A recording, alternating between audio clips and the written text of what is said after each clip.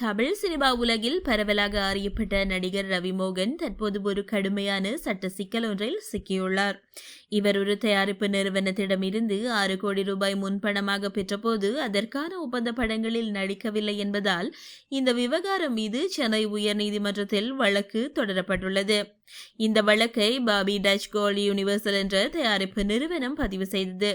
அதில் நடிகர் ரவிமோகன் அவர்களிடம் 2 படங்களில் நடிக்க ஒப்புக்கொண்டு மொத்தம் 15 கோடி ரூபாய் சம்பளமாக பேசப்பட்டதில் 6 கோடி முன்பணமாக பெறப்பட்டதாக கூறப்பட்டுள்ளது. ஆனால் அந்த பணத்தை அவர் தனது சொந்த தயாரிப்பு நிறுவனத்திற்காக பயன்படுத்திவிட்டதாகவும் அந்த படங்களில் நடிக்கவில்லை என்றும் மனுவில் குற்றம் சாட்டப்பட்டுள்ளது.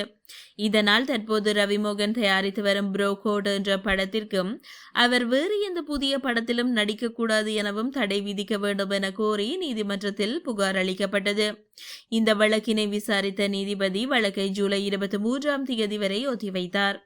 இன்று இரு தரப்புகளின் வாதங்களையும் கேட்ட நீதிபதி ஒரு அதிரடி தீர்ப்பை அறிவித்துள்ளார். ரவிமோகன் 6 கோடி ரூபாய் முன்பணமாக பெற்றது உறுதியானதால் அதற்கான பாதுகாப்பு நடவடிக்கையாக சுமார் 5.9 கோடி ரூபாய் மதிப்பிலான சொத்து ஆவணங்களை 4 வாரங்களுக்குள் தாக்கல் செய்ய நீதிமன்றம் உத்தரவிட்டுள்ளது.